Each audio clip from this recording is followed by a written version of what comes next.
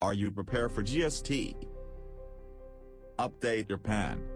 It's a part of GST and number.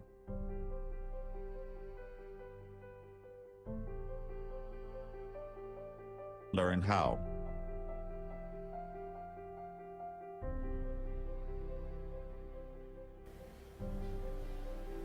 Now presently, if you see in the current regime, in many cases people do not take PAN, or they are not required to take PAN, and they operate without even a PAN.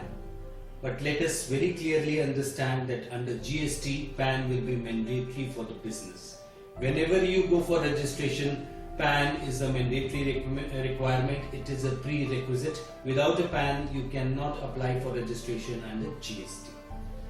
And that is why also you might be aware that in Delhi VAT, in Maharashtra VAT, in other states also, it was made mandatory that you should furnish your PAN to the department, and that was probably they were preparing the ground for GST, as it were, and that is why they were asking for the PAN. And in Delhi we had DVAT 52, wherein the details of the PAN were taken. Similarly, other documents were being taken in other states also. Not only the business, even the owner's PAN is mandatory. PAN of the owners, the managing director, whole-time directors, even authorized signatories, if they are Indian, PAN is mandatory. What about foreigners? Even a foreigner could be an authorized signatory or a director of a company. In that case, passport number will suffice. But in other cases, in the case of Indian authorized signatories or directors or partners or sole proprietors, PAN is also mandatory.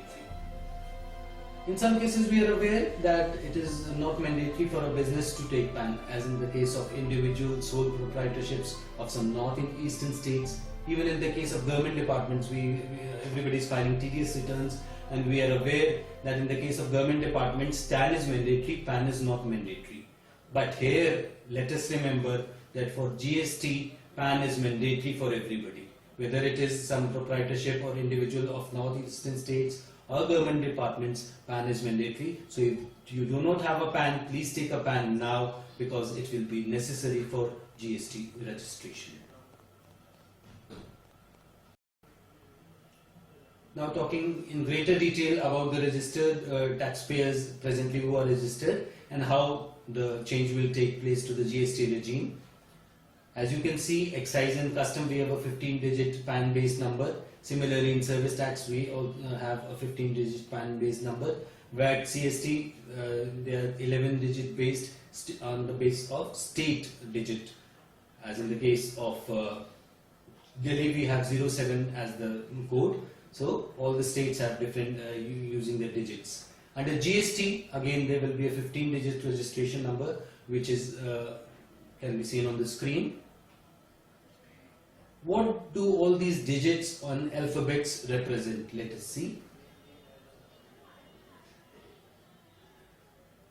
Let us see the structure of GST or GST registration number.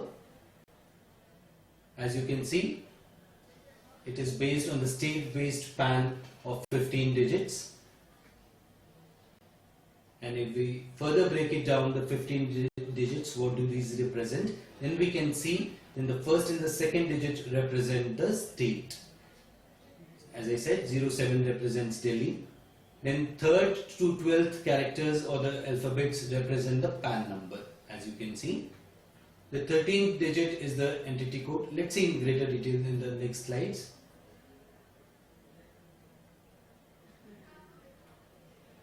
Delhi is 07, Maharashtra is 27, Tamil Nadu 33, and West Bengal 19.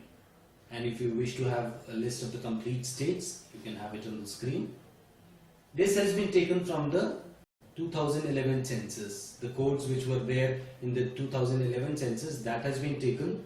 But the surprising thing is that the department is using different fields or different reports or different censuses for different purposes. In the case of income tax, when you file TDS returns, the different codes are there for different states. Delhi there is 9, and other states are also different codes. So it would have been better if they had used the same thing, but they have not, so there might be some confusion, and please remember and do not use the incorrect codes. But presently we are talking about just registration. This will be granted by the GST. So these after the 2 digits of the state comes the 10 digits and alphabets of the PAN number, as you can see. Next comes, now as we will see later on also in greater detail, that even within the state a person can have multiple registrations.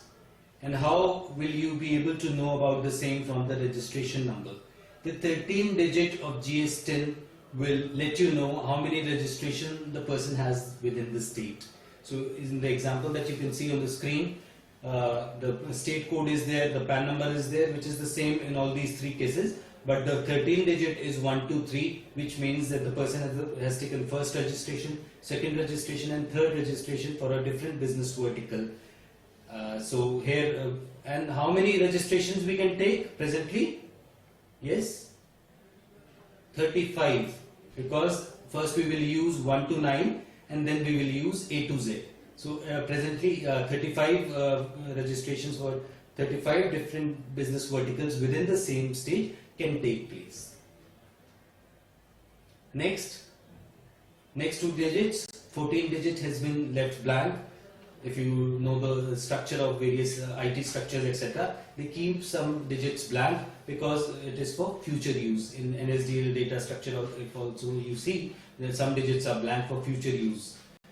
Then the last digit is the 15th digit, which is the check digit. Again, it is for some computerized operations. You and I may not be too much concerned about that, but that is about some computerized operations. So that was the structure of GST. Hope you like the video. We are happy to inform you that WebTel, with its experience in software development, has now ventured into GST e-learning. With the help of panel of experts, we have kept these modules simple for better understanding of not only professionals like you, but also your own staff or staff of your clients who do not get access to learning but are the ones who have to do the actual work. Following are the major topics which we will take up under GST e-learning. Introduction of GST, registration, returns, supply, time of supply, place of supply, which will be very important, payment, refund, industry-wise analysis, and many more. Our panel of experts.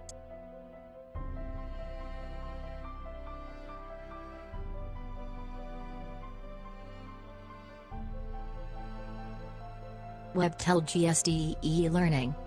For subscription and free demo, contact us.